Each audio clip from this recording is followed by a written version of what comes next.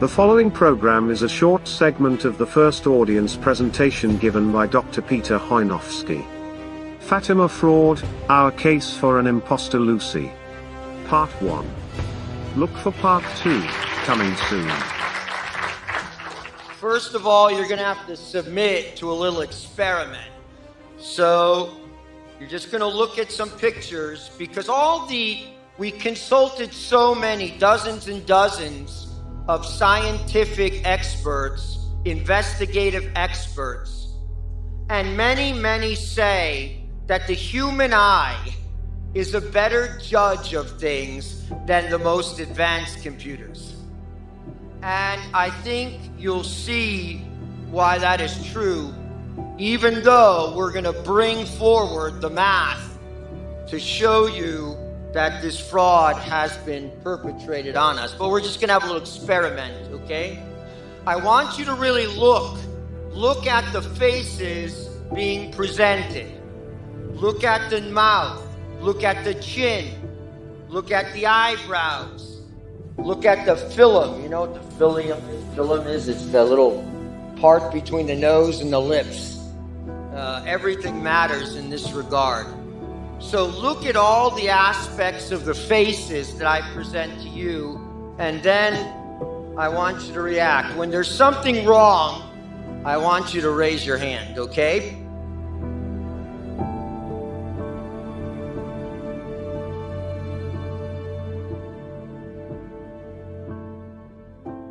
Here's age 10.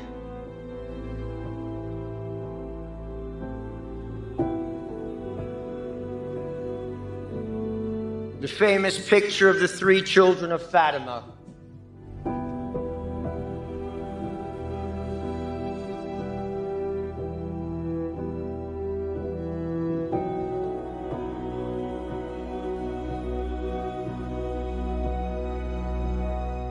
About the age of 13.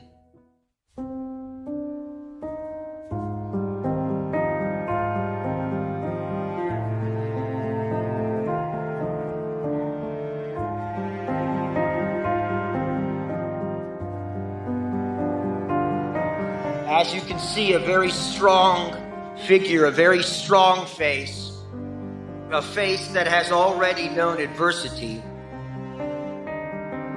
There's a certain aura about it. When entering the Dorothean nuns,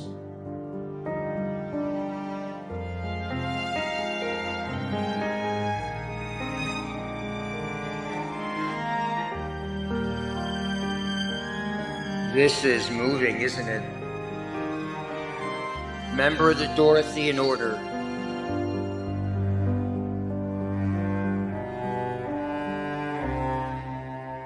One of the few profiles that we have of Sister Lucy. She's a Dorothean nun, and you can see her profile. Notice the chin, the lips, the forehead.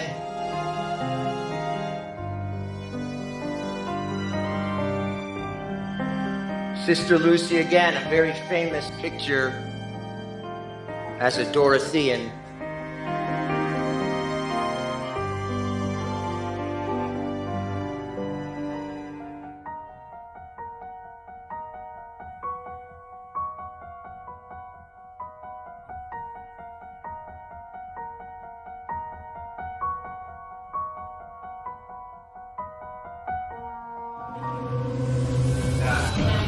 Wait, what? No way. Wait a minute. I meant I spent all that money on something that's obvious. Wait. Check it out again.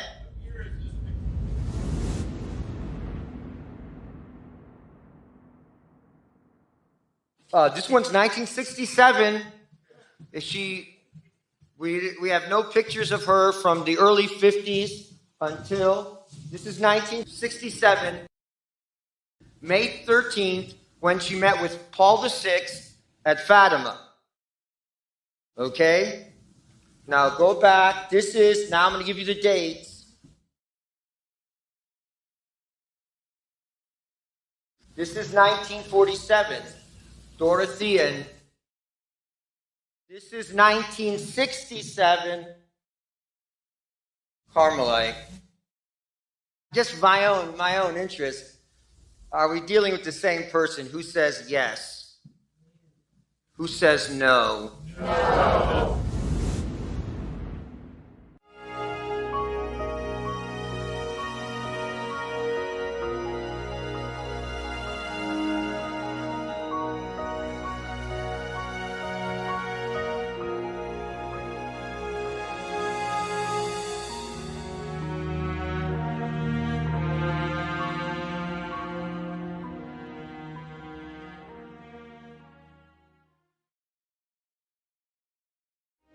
Fatima Fraud, Our Case for an Impostor Lucy. Part 2.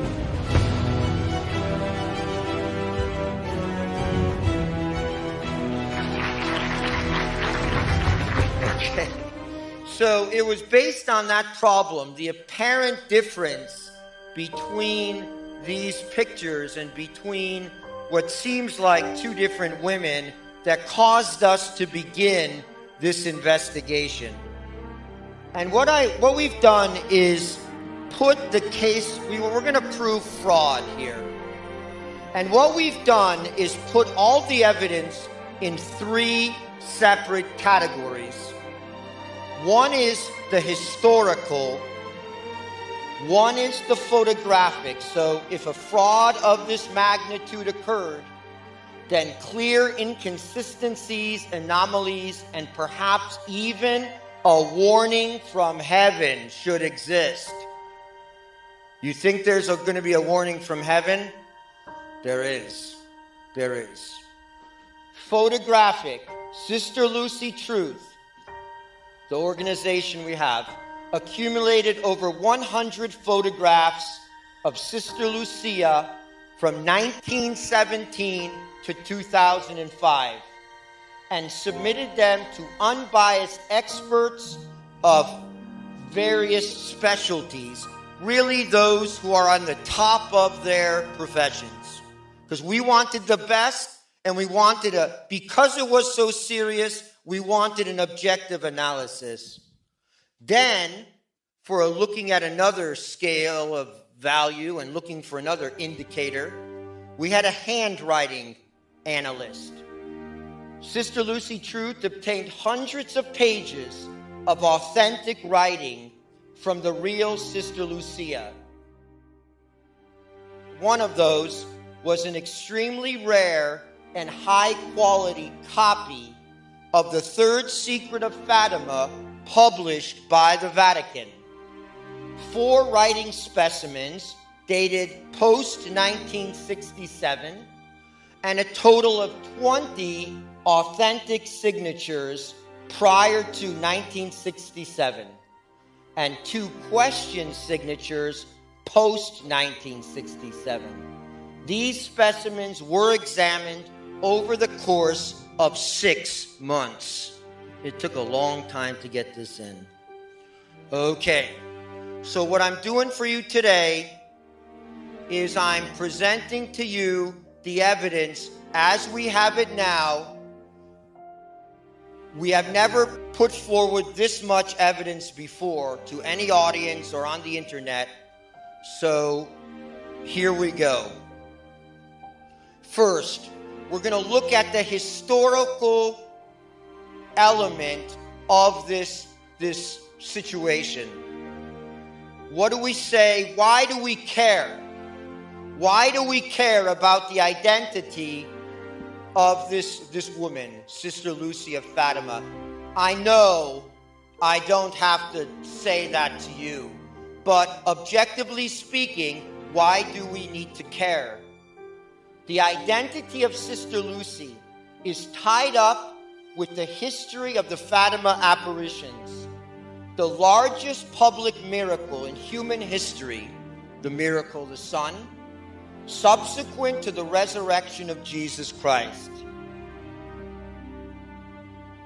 The events culminating in 1960 and thereafter demand a reasonable explanation and renewed examination. Now look at this. You will appreciate this because it's amazing what we found. It seems to be the case that the transition from the real Sister Lucia to the new Sister Lucia, quote unquote. How many things in our age have to be quote unquote? Exactly parallels the transition from the traditional Catholic faith to the new faith of post-Vatican II.